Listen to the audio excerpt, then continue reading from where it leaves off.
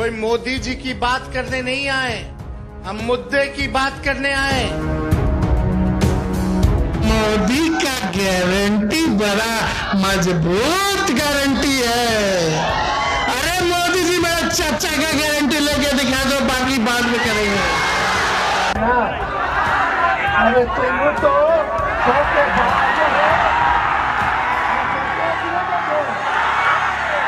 अरे तुम तो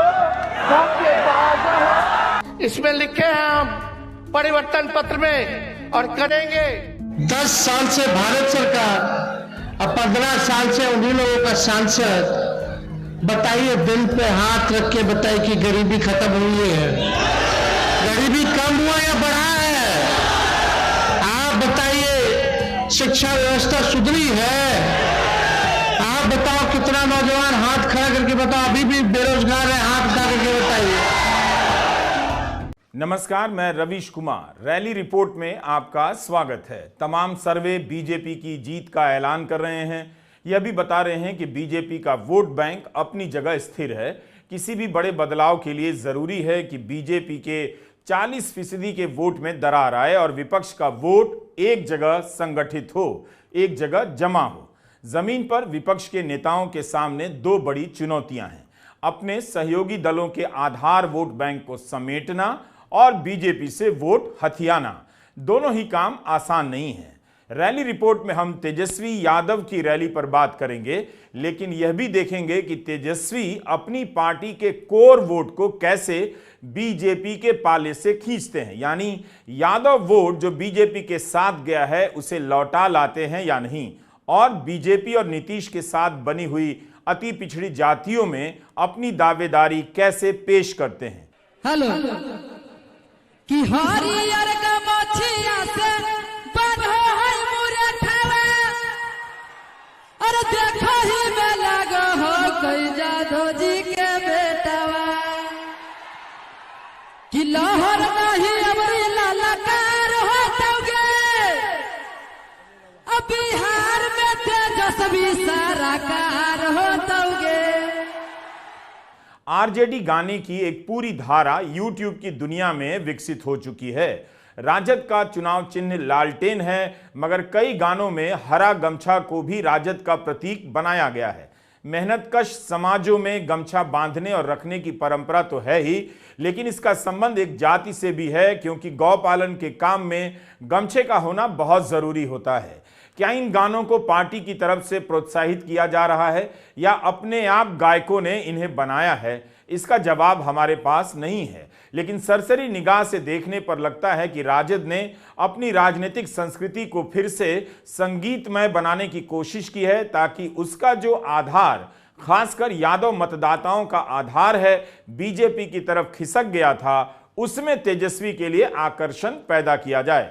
अगर आप YouTube पर आरजेडी लिखकर सर्च करते हैं तो सबसे पहले यही गाने रिजल्ट में आते हैं। ये गायक खुद को लालूवादी कहते हैं। कई गायकों के नाम यादव हैं। इन्हें मगही, भोजपुरी और हिंदी में गाया गया है। इन गानों के जरिए एक बार फिर राजद अपने कोर वोटर को बांधने का प्रयास करती नजर आ रही है। जमुई की सभा में तेजस्वी भी भाषण देते वक्त संगीतमय हो गए। अरे तुम तो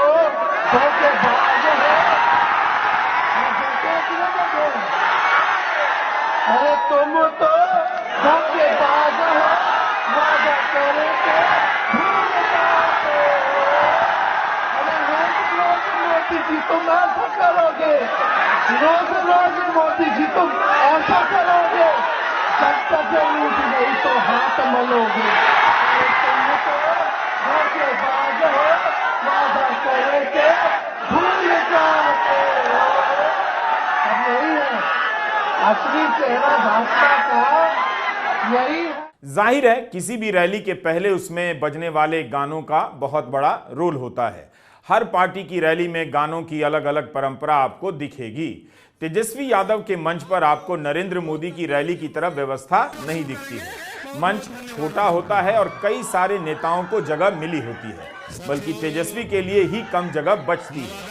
जनता तेजस्वी के बिल्कुल करीब होती है और तेजस्वी भी मंच पर होते हुए पब्लिक के बीच में नजर आते हैं। इन सब का संबंध पैसे से भी है। मत भूलिए कि बीजेपी के पास आज कई हजार करोड़ रुपए का चंदा है। बीजेपी की रैली 5 स्टार लगती है। ऊंचा और बहुत बड़ा मंच होता है। शामियाना कहीं ज्यादा व्यवस्थित होता है। प्रधानमंत्री के हिसाब से मंच को भव्य बनाया जाता है ताकि उनके नेतृत्व को ऊंचाई दी जा सके। सुरक्षा कारणों से एक बड़ा सा डी एरिया भी बनता है। जनता और मंच के बीच एक दूरी तय की जाती है। पैसे का इतना इस्तेमाल होता है, फिर भी मोदी जी का भाषण मुस्लिम लीग और मछली के बिना पूरा नहीं होता है। मोदी जब मंच पर होते हैं तो केवल मोदी नजर आते हैं, कैमरा उन्हें ही देख रहा होता है। और तेजस्वी जब मंच पर होते हैं तो कई नेताओं से घिरे और सटे नजर आते हैं। बीजेपी की सभाओं की तुलना में तेजस्वी की पार्टी और उनकी रैली आपको हमेशा कमजोर नजर आएगी। तेजस्वी को भी मालूम है मुकाबला सिर्फ लोग से कर सकते हैं। उनकी सभाओं में लोग मंच के करीब तक पहुंचे होते हैं और कुर्सियों पर बैठकर सुनने के बजाय खड़े नजर आते हैं, बात बात में नारे लगाते हैं।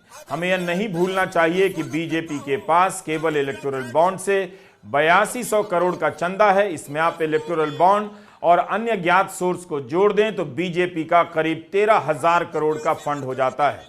13,000 करोड़ वाली पार्टी बीजेपी की रैली के सामने तेजस्वी यादव की रैली गरीब की रैली लगती है। कोई तुलना नहीं है। फर्क यह है कि तेजस्वी की रैली में आई जनता झूमती लगती है। मोदी की सभा में बिठाई गई जनता अब थकती नजर आ रही है, लाई गई लगती है, जिसे भाषण के खत्म होते ही घर जाने की फिक्र लगी होती है। हाथ उठा करके बताइए। और यहाँ कितने लोग किसान हैं वो भी हाथ उठाइए। 2014-2019 में नरेंद्र मोदी से हारने के बाद 2024 में विपक्ष हौसले में भले कमजोर ना दिख रहा हो, लेकिन उसकी आर्थिक क्षमता काफी कमजोर हो गई है। कई प्रकार के हथकंडों को अपनाकर विपक्ष के राजनीतिक मानव संसाधन को हड़प लिया गया है। केवल राष्ट्रीय और राज्य स्तर के नेता यानी सांसद और विधायक ही नहीं, जिन एजेंसियों के डर से बीजेपी में इनका पलायन हुआ है, उनके कारण भी स्थानीय स्तर पर विपक्ष के मजबूत स्तंभ रहे कार्यकर्ताओं भी बीजेपी में जा मिले हैं। बीजेपी के 400 पार के नारे लगने लगे हैं और इधर विपक्ष के 400 सांसद विधायक बीजेपी में चले गए हैं। अच्छी बात है कि लोग राजद की रैली में आ रहे हैं, लेकिन क्या वो बीजेपी नीतीश के गठबंधन के उम्मीदवारों को हराने के लिए काफी हैं? तेजस्वी को बोलते देख नहीं लगता कि वे हार को निश्चित जान हताश हैं, बल्कि विजेता की तरह जनता से संवाद कर रहे हैं। मोदी जी तो हर 5 साल पे आते, नवादा आए थे, नवादा आए, उससे पहले कब आए थे? पिछले बार क्या आए थे, क्या कहा था उन्होंने? भाइयों बहनों, अच्छे दिन कहाँ गए? कहाँ गए अच्छा दिन? कैसे आएगा? भाइयों बहनों, काला धन लेके आऊंगा और उन्हीं पैसों को हर एक जनता के खाते में 15-15 लाख रुपया दूंगा। बड़ा 15 लाख आया। और क्या क्या बोले थे? भाइयों बहनों, मोदी एक बार आ जाएगा तो बिहार को विशेष राज्य का दर्जा दे देगा। बिहार को विशेष, अरे अभी भी आए तो नहीं पता, अभी भी आए तो नहीं पता कि बिहार के लिए 5 साल में क्या करेंगे। गरीबी खत्म कर देंगे। भाइयों बहनों, भाइयों बहनों, भाइयों बहनों, मोदी आएगा तो किसानों का आय दुगुना कर देगा। बड़ा कटनी हो रहा है, फसल का दाम भी सही नहीं मिल रहा है। अरे मोदी जी तो गोबर के भी हलवा बना करके परोस देते हैं। आंख फोड़ देंगे, फिर चश्मा दे देंगे और बोलेंगे कि देखो हमने चश्मा दिया। महंगाई पहले डाइन लगती थी, अब इनकी महबूबा लग रही है। तेजस्वी यादव 2024 में डबल चुनाव लड़ रहे हैं। उन्हें केवल लोकसभा में ही बीजेपी को नहीं हराना है, बल्कि इसी चुनाव के नतीजे के दम पर बिहार विधानसभा के चुनाव में अपनी दावेदारी पेश करेंगे। अगर एनडीए ने इस बार 2019 का प्रदर्शन दोहराया, यानी 40 में से 40 या 39 सीटें जीत ली, तब 1.5 साल बाद होने वाले विधानसभा चुनाव में तेजस्वी की दावेदारी मुश्किल में पड़ सकती है। लोकसभा में कमजोर होकर आप विधानसभा में वो बढ़त हासिल नहीं कर सकते। खासकर पता नहीं कि कब कौन सी एजेंसी आकर राजद के किस नेता को दबोच ले। तेजस्वी यादव के लिए 2024 का चुनाव ही 2025 का चुनाव है। तेजस्वी को इसी चुनाव में मोदी का भी विकल्प बनना है और इसी चुनाव में नीतीश का भी। 34 साल के इस नेता के सामने दो ऊंचे पहाड़ हैं। हम लोग मोदी जी का बात करने नहीं आए, हम लोग मुद्दे की बात करना है। हम लोग विपक्ष में हैं और विपक्ष का दायित्व बनता है कि हम सवाल उठाएं, अपनी बात को रखें और प्रधानमंत्री से सवाल करें। जितना विपक्ष का ही अधिकार है, उतना आम जनता का भी अधिकार है कि वो अपने प्रधानमंत्री से सवाल कर सके कि आपने 10 साल तक जो है क्या किया है। आप हिसाब दीजिए। सुनिए, मुद्दा क्या होना चाहिए? सबसे बड़ा दुश्मन क्या है नौजवान भाइयों का, बताओ तो जरा। कितने लोग यहाँ बेरोजगार हैं, जरा हाथ उठा करके बताइए। और यहाँ कितने लोग किसान हैं, वो भी हाथ उठाइए। आप एक किसान वर्ग से हम सवाल पूछेंगे और एक नौजवान वर्ग से पूछेंगे। मोदी जी ने क्या कहा था जब पिछली बार आए थे? तो अब तो 5 साल बाद चुनाव में ना आए हैं, इससे पहले भी चुनाव में आए थे। आप लोग बताइए नौजवान भाई, मोदी जी ने कहा था कि नहीं कहा था कि 2 करोड़ सरकारी नौकरी जो है वो देंगे? बोला था कि नहीं बोला था? क्या आप जानना नहीं चाहते मोदी जी ने कितनी नौकरियां दी? अरे मोदी जी, जब तू आयल रहा तो आपने पिछले चुनाव में ही कहा था, भाइयों बहनों, मोदी आएगा तो 2 करोड़ नौजवानों को हर 1 साल नौकरी देगा। किसान भाइयों को क्या बोला था मोदी जी ने कि 2022 तक सभी किसान भाइयों का जो है आय दुगुना कर देंगे। अभी हम हेलीकॉप्टर से घूम रहे हैं, इससे पहले हम सड़क से घूम के गए, देख रहे हैं अभी कटनी चल रहा है, लोग फसल काट दिए, लेकिन फसल का उचित दाम नहीं मिल रहा है।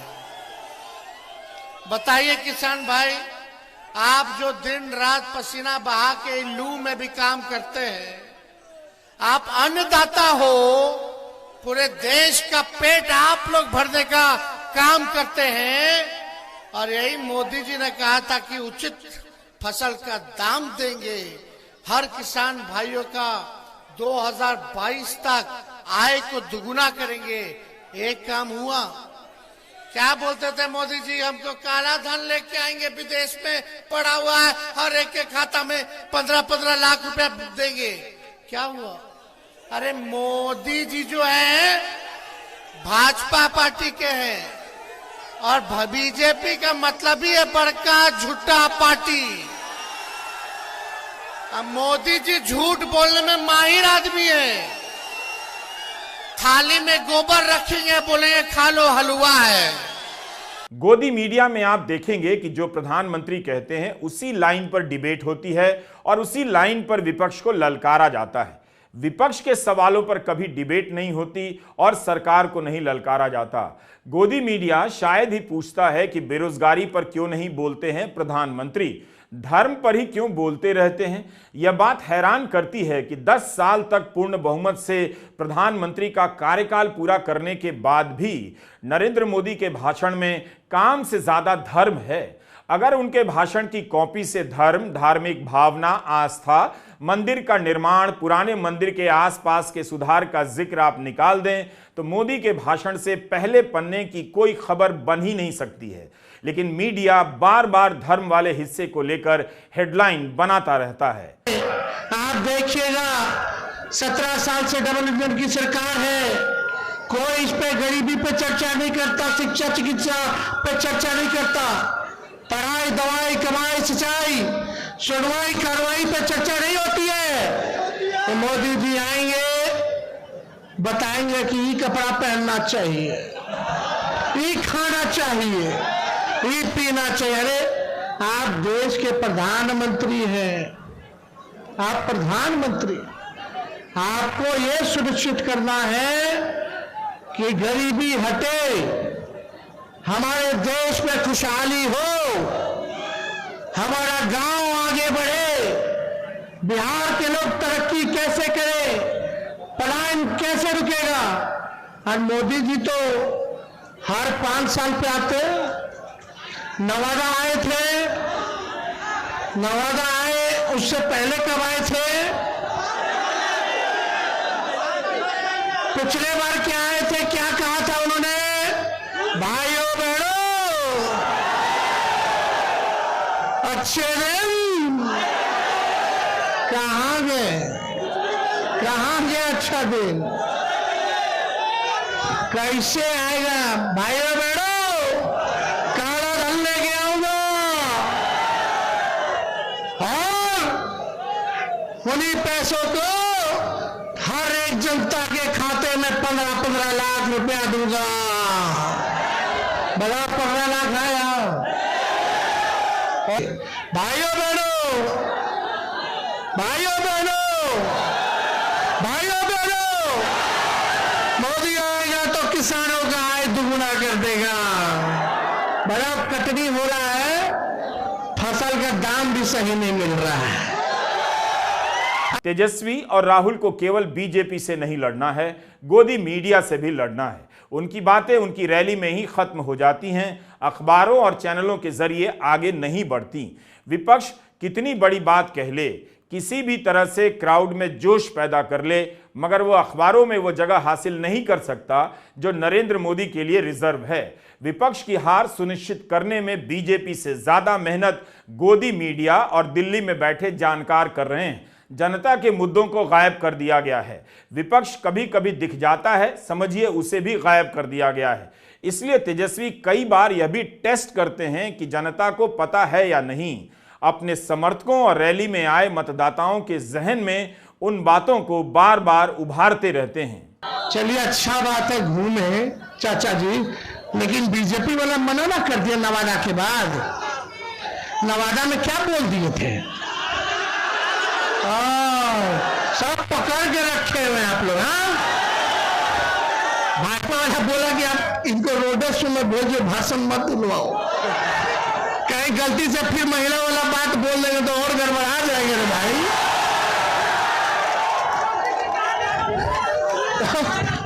आपको लेख के लेख मिलेंगे जिसमें नरेंद्र मोदी की राजनीति और हिंदी के प्रयोग की तारीफ मिलेगी।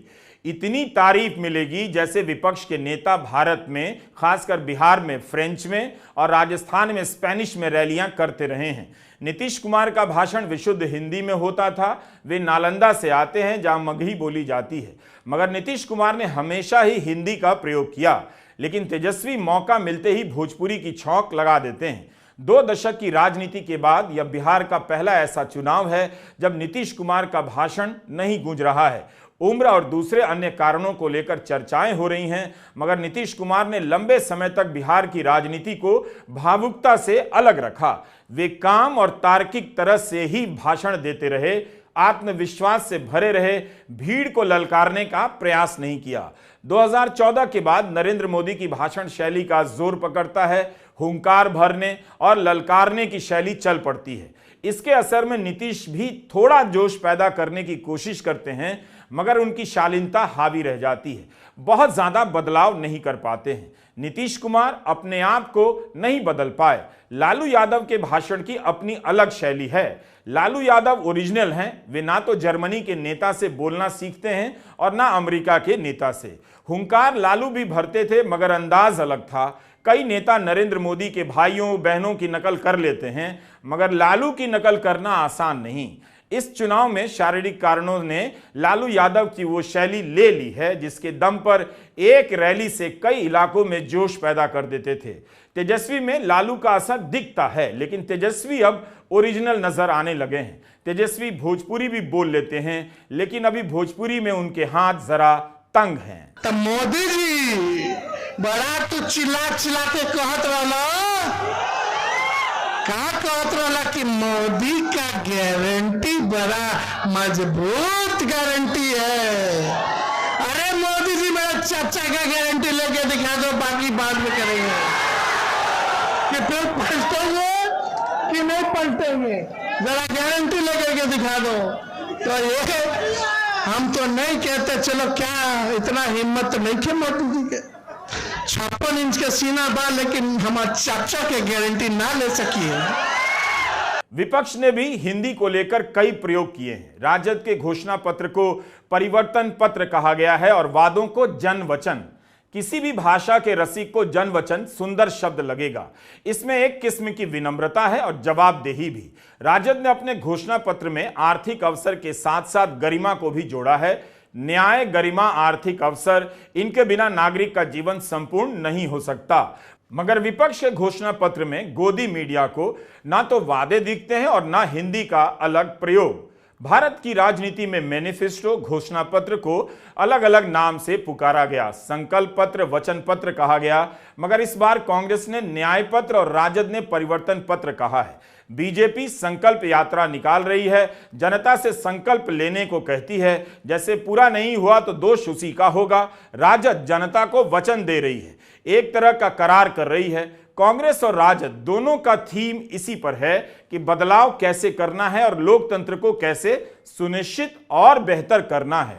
अगर हमारी इंडिया अलायंस की सरकार बने तो देश भर में 1 करोड़ नौजवानों को नौकरी, सरकारी नौकरी हम लोग देने का काम करेंगे। 1 करोड़ नौकरी पूरे देश में।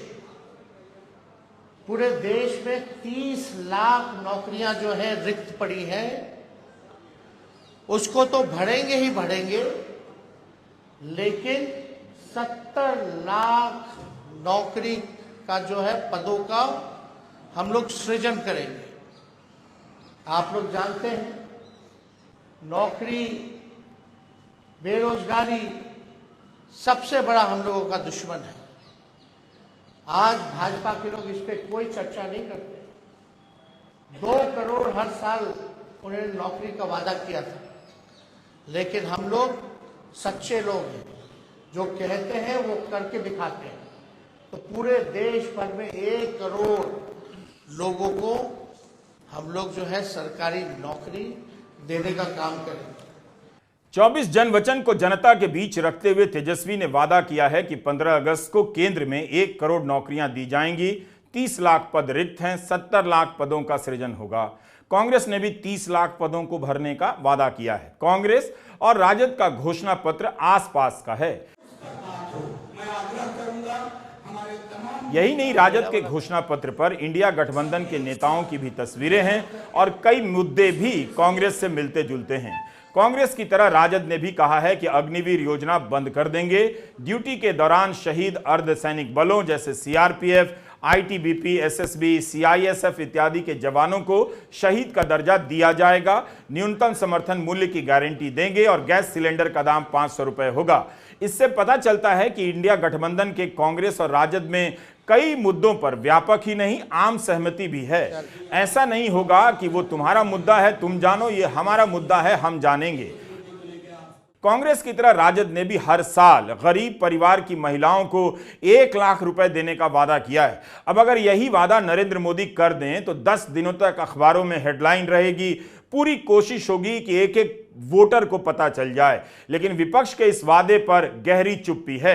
बहस भी नहीं होती कि कहां से देंगे, क्योंकि अगर इसी को लेकर बहस होगी तो इस बहाने जनता तक बात पहुंच जाएगी कि इंडिया गठबंधन गरीब महिलाओं को 1 लाख रुपए देने की बात कर रहा है। जो आने वाला रक्षाबंधन है, गरीब परिवार की बहनों को हम लोग प्रत्येक 1 वर्ष में 1 लाख रुपए का सहायता हम लोग देने का काम करेंगे। जो रक्षाबंधन आएगा उसी दिन से हमारी बहनों को जो गरीब परिवार में है हर एक साल 1 लाख रुपए का हम लोग जो है सहायता देंगे। सरकार में आने का मौका मिलेगा या नहीं इस समय कोई नहीं कह रहा, लेकिन विपक्ष ने स्थानीय मुद्दों को अपना हथियार बनाया है। आज 13 अप्रैल है, 19 अप्रैल को पहला मतदान है। बीजेपी को लगता है कि उसके मतदाता अब कुछ भी हो जाए उसे ही वोट देंगे। जिस पार्टी के नेता दिन रात काम करते हैं उसका घोषणा पत्र का आज तक पता नहीं। मीडिया रिपोर्ट के अनुसार मोदी सरकार ने 2 साल में 2700 बैठकें कर 2047 का एजेंडा तैयार कर लिया। इस तरह से तो माहौल बनाया जाता है। कोई पूछने वाला नहीं कि भाई आपने 2700 बैठकें कर ली, 2047 का एजेंडा बना लिया, तो आपका घोषणा पत्र सबसे पहले क्यों नहीं आया?